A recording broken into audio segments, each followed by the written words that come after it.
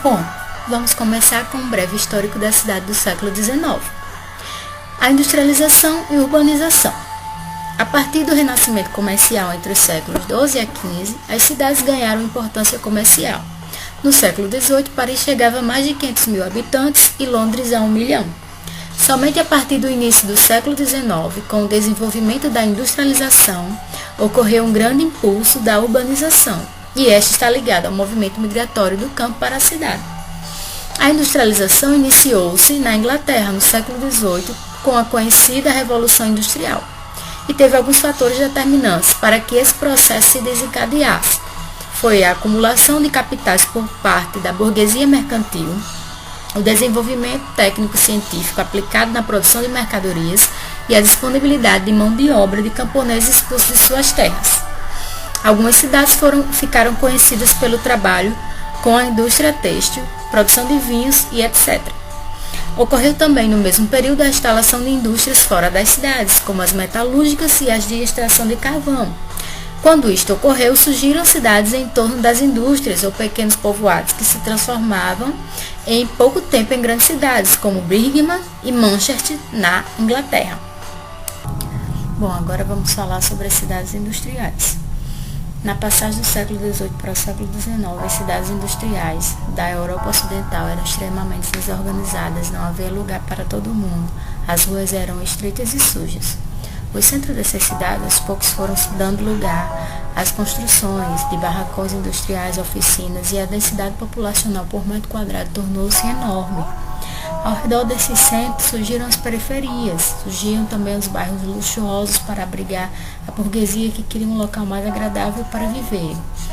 E surgiam também os bairros habitacionais para os operários recém-migrados do campo. Com o crescimento rápido e sem planejamento ou supervisão, surgem os problemas sociais ligados à falta de saneamento básico, que eclodiu em diversas epidemias, levando inúmeras pessoas à morte nesse período, contribuindo para o surgimento das revoltas sociais das classes trabalhadoras. Como resultado disso, a partir de 1880, muitas cidades passaram a ser administradas por pessoas com outra visão de gestão pública. Nessa nova orientação, o poder público passou a realizar reformas em estradas, praças, ferrovias, aquedutos, esgotos, gás e eletricidade. Exemplo típico desse período para a cidade do mundo foi a Reforma de Paris, entre 1853 e 1870, através do Plano Haussmann, onde boa parte dos prédios antigos foram demolidos para dar lugar a ruas mais largas, avenidas, praças e parques. Lugares do útil, lugares do comércio. No início do século XIX, surgem espaços definidos a trocas de materiais, como a galeria comercial, as lojas de departamento e os bazares cobertos. No setor do comércio de provisão de alimentos, podemos destacar os Les Halles, como principal mercado atacadista da época, situado no coração de Paris. No auge dos seus negócios, algumas barracas ficavam em ruas adjacentes ao mercado. Após 1971, este mercado é demolido, dando lugar para um shopping subterrâneo chamado Fodders Halles. Outros lugares do comércio surgiram na Paris haussmanniana, tais como arcades e galerias comerciais. Estas representavam as etapas fundamentais de uma afirmação progressiva dos templos de mercadorias na paisagem urbana do século XIX. Acabaram por impor-se como símbolos exuberantes de riqueza e progresso. Estação ferroviária. Os primeiros grandes recintos fechados foram as estações ferroviárias construídas na segunda metade do século XIX. Não existiam ainda modelos definidos para as novas estações de trens. Por isso, elas se apresentavam, de certa forma, desconectadas dos edifícios existentes, o que gerava uma grande preocupação nos projetistas, pois elas eram a porta de entrada das cidades. A locomotiva definiu seu papel importante na sociedade industrial como veículo de deslocamento de pessoas e mercadorias e, consequentemente, o uso do ferro nos trilhos em 1820. O trilho vai ser a primeira unidade de construção. As ferrovias modificaram o meio ambiente existente, por onde elas se estendiam, semeavam novas estruturas de serviços, estabelecendo assim novas formas de conexões envolvendo a velocidade e baseando-se no lucro. As exposições universais. As exposições eram representações populares da elite industrial, ricas em ideias e plenas em criatividade, uma demonstração das transformações nas relações comerciais do mercado mundial, do progresso visível do início de um processo de auge econômico dos países industrializados, tanto na Europa quanto nos Estados Unidos. O objetivo dessas exposições era mostrar a força e a consolidação do sistema fabril ao grande público e às outras nações. O Palácio de Cristal em Londres teve início em 1851 e foi considerada a primeira grande exposição, com 563 metros de comprimento, 124 de largura e 33 de altura, cujo projeto era de um antigo jardineiro chamado John. Era de ferro e vidro, a transparência era valorizada e podia ser desmontada e aplicada a outros fins, de maneira mais econômica e racional possível. A Torre Eiffel de Gustav foi feita em 1889 para a comemoração dos 100 anos da Revolução Francesa, que servia de entrada para a exposição. Com 300 metros de altura, toda de ferro, apontava para os céus de Paris, demonstrando racionalidade, modernidade e o progresso técnico, além de transparência. Foi por muito tempo a obra arquitetônica mais alta do mundo. Assim como os outros monumentos, a torre não foi feita para durar. Mas até hoje ela representa um dos cartões postais de Paris. Nova formatação dos hospitais. Antigamente, todas as coisas eram voltadas à igreja.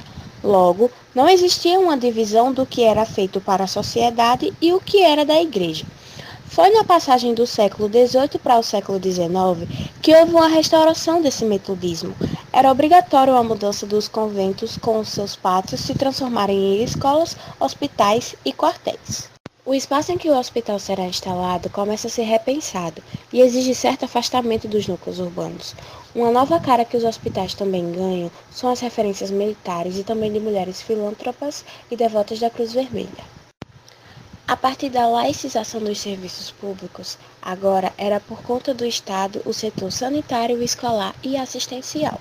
Com o passar do tempo, os progressos da medicina se ajustam a melhorias coletivas e logo o isolamento é algo que será induzido a essa nova prática de profilaxia. Lugares de cura para o corpo. Por causa do nome, leva-se a pensar que era algo relacionado a hospitais ou formas diretas de se tratar, desde que era nada mais nada menos do que áreas que se situavam grandemente externas e afastadas, onde o verde era o mais presente. Eram ligadas a práticas esportivas onde se desenvolveu o tênis, futebol e etc. Esses esportes geralmente eram praticados pela nobreza rural. Essa forma de lazer se alinha no decorrer do século XIX. Os parques se tornam teatros devido a alguns comportamentos individuais e coletivos livres e diferentes. Com a criação dos playgrounds, devido a essas novas práticas esportivas, surge o incentivo ao higienismo. Nem todos os lugares de cura exigiam hospitalização. Eram lugares onde equipamentos esportivos ficavam e eram parecidos com centros de lazer. O hospital com pavilhões. Essa forma se torna fixa em todo lugar a partir de um princípio dado na Idade Moderna. O exército constrói nosocômios com repartições separadas. Logo, diversos setores começam a ser ligados por corredores. Esse esquema necessita de grandes áreas descentralizadas. Esse esquema também fica muito conhecido por ser usado em hospícios e asilos. Balneários e equipamentos para a praia. Mesmo sendo algo em formato de balneário, a ferrovia faz com que ocorra um processo de descentralização.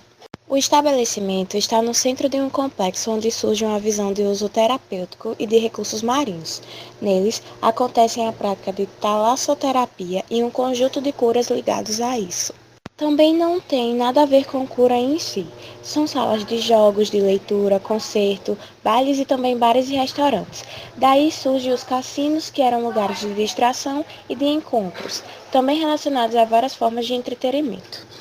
Já a invenção da praia surge porque o caráter terapêutico começa a ser substituído pelo aspecto recreativo, ou seja, é onde existe a invenção da praia. O costume de tomar banho se cresce na beira do mar Mediterrâneo e assim sucessivamente cresce.